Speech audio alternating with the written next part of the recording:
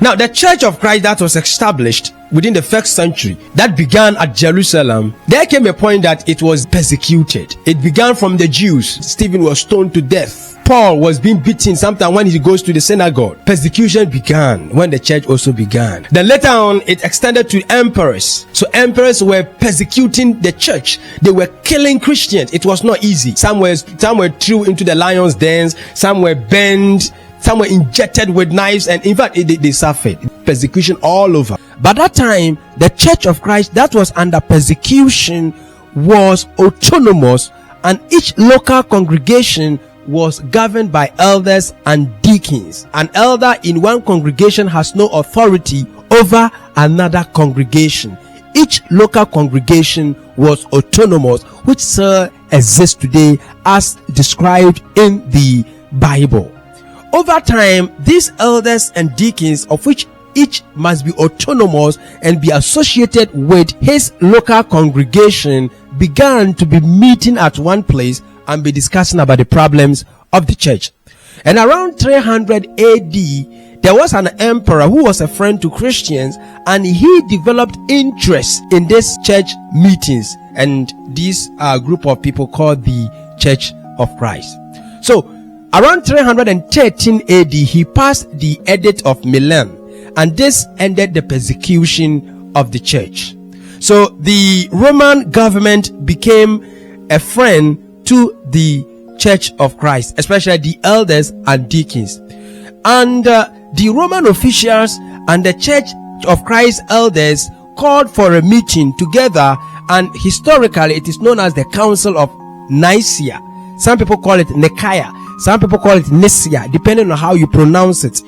And this council came out with a man-made tradition and doctrines. This is what it came up.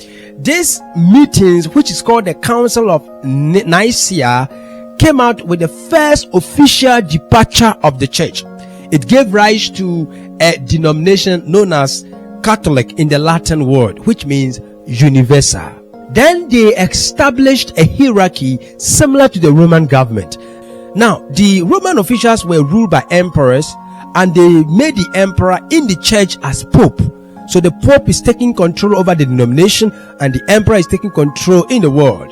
The advisors was also replaced in the church as cardinals, and then the governors became the bishop of the church. And at that time, one elder or one bishop owns many churches, of which in the scriptures each church must be autonomous. Now the church in Rome is now departed. It has changed from its original state into a man-made state, and then the official hierarchy of the Roman government is now chipped into the church to control or govern the church.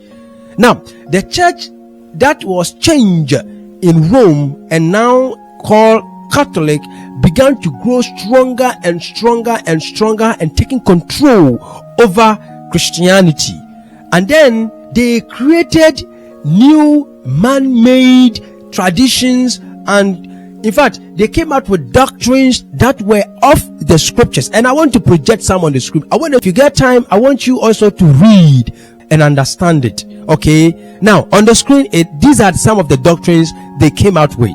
They came out with the Latin Mass, and that was in 394 AD. The Purgatory Doctrine, that was 593 AD. The first official Pope, and that was the God on earth, and that was in 606 AD. And then the Transubstantiation Doctrine, and that was 1000 AD.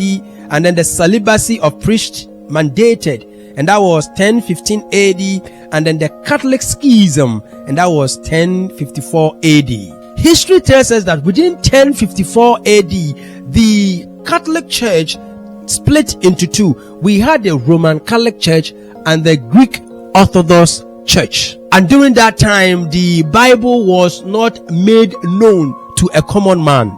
And that became the Dark Ages, when the Bible was taken away from a common man to read, and then because they will have the time to create a lot of man-made doctrines, and they kept on adding a lot of man-made doctrines. I want to project still on the screen doctrines like the Indulgence, which is 1192 AD, And then the auricular confessional boot, that was 1215 AD, and the sprinkling replaced immersion for baptism, which was in 1311 AD, and then the Pope declared infallible, which was 1870 AD. But a German man known as Martin Luther said, no, this isn't right. Everything must be based on the scriptures. The Bible must be the standard of authority. Man cannot make a doctrine for mankind, so he formed a group known as the Protestant Reformation to fight against the Pope and the Catholic doctrine.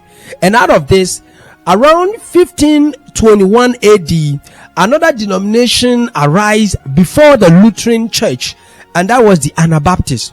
And the Anna means again. So the Anabaptists, they were baptizing babies which were baptized in the Catholic Church. Okay, they were rebaptizing those babies. So this created another denomination, and then it became three. Now the original Church of Christ, which was owned by Christ, and the man-made church, Catholicism, and then another doctrine was infused into the system, which was Anabaptist, then later on the Lutheran Church. Now the Anabaptists sprang many denominations such as the Baptist, the Amish, and the Mennonite, and later sprang many denominations, many denominations such as the Christian Church, the Disciples of Christ, Calvinism, Presbyterian, Church of England, Methodism, United Methodist, Holiness Movement, Salvation Army, Northern Baptist Convention, Southern Baptist Convention, the Seventh-day Adventist, and so many charismatic and Pentecostal churches. As of today, human beings kept on planting churches, and whenever we preach that there is a church in the Bible, they tend to fight us. But this is the history. I want to tell you, the original church in the Bible began in AD 33, and it started in Jerusalem, and that church was called the Church of Christ. Now the Church of Christ is calling you, not me. I am not the owner of the church, and I will never be the owner of the church, and there is no preacher elsewhere who owns the church. But then the Church of Christ is calling you because Jesus Christ wants to save you. Now I want to let you understand that if you read Matthew chapter 7 verse 21 going, Jesus said, not anyone who says to me, Lord, Lord, shall enter into the kingdom of heaven, but those who does the will of the Father.